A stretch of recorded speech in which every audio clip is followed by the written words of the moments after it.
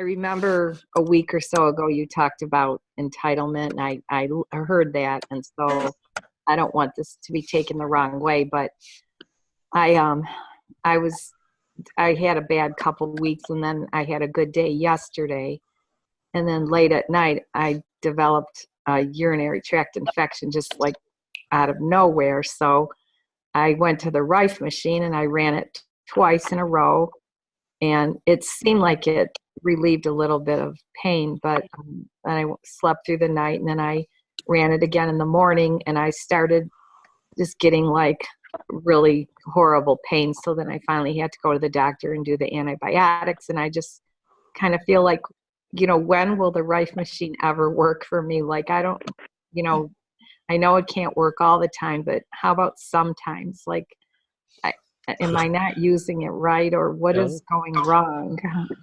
no, I think that's a valid question. Um, so you have to take it in a perspective. It did the Rife work to knock out your bacterial infection? No, it didn't. You used the bacterial program, or what did you use? It's called UTI. The UTI program. So if you're using the Rife, remember it's a tool.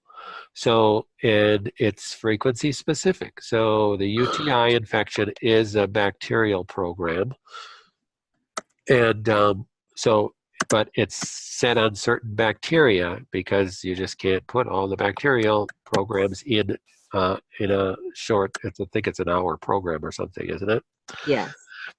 So always look at other programs. So let's say I run the UTI program a couple times and boy, this isn't really helping. You should go to a bacterial program, go to a strep program, go to a staph program, do the viral complex program. Switch programs because it's frequencies.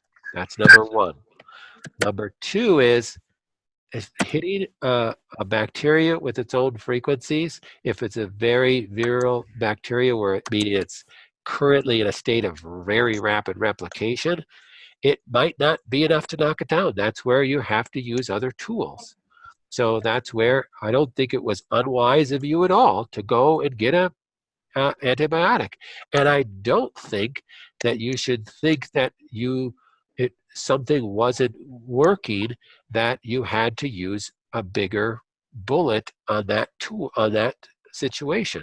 So I would continue, even getting the antibiotic, I would continue to run the bacterial and the UTI and the viral programs on it, because it will do nothing but help knock it down. It's just like, okay, well, somebody took Urico, which is something as a supplement we usually give for people with UTIs, and Sally took Urico for her UTI and it knocked it down, and I took it, it didn't work. Oh my gosh, how come this doesn't work? Well, it didn't work for you because yours was a little bit different. It was in a rapid replication. You got to use a different tool. So just go to a different tool like you did. That was a good idea. Maybe it's time to get an antibiotic. I've heard the same stories of I went and got an antibiotic for my UTI and it didn't work.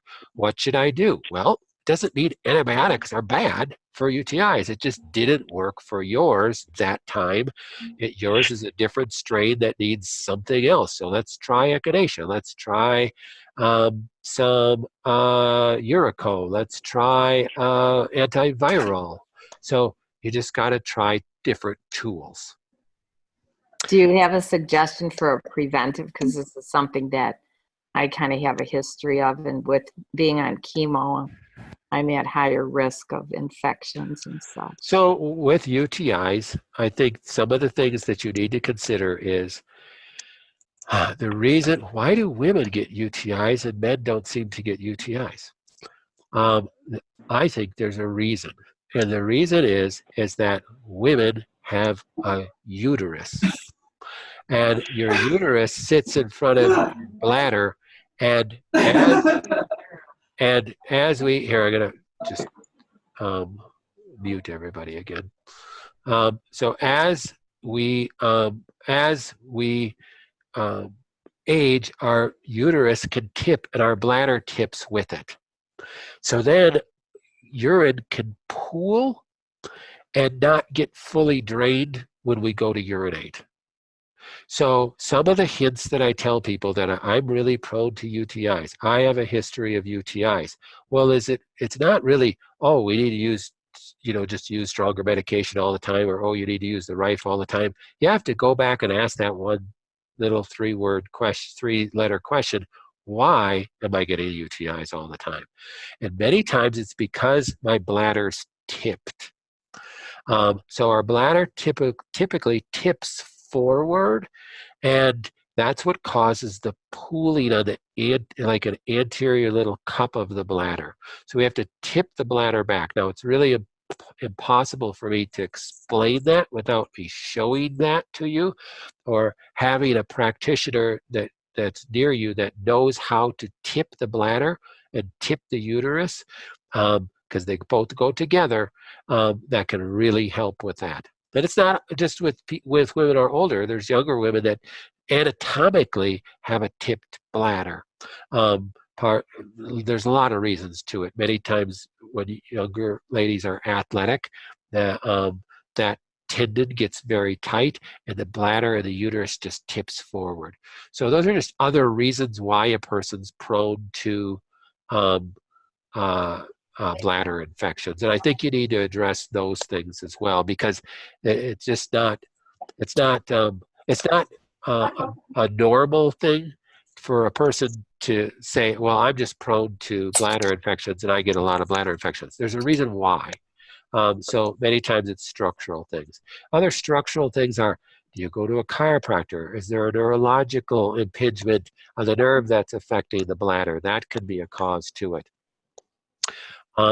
Another chemical cause of constant bladder infections can be due to food sensitivities. Now, most of our patients are on more restricted diets, so that's not quite an issue, but gluten sensitivity and dairy sensitivity are common with recurrent bladder infections too.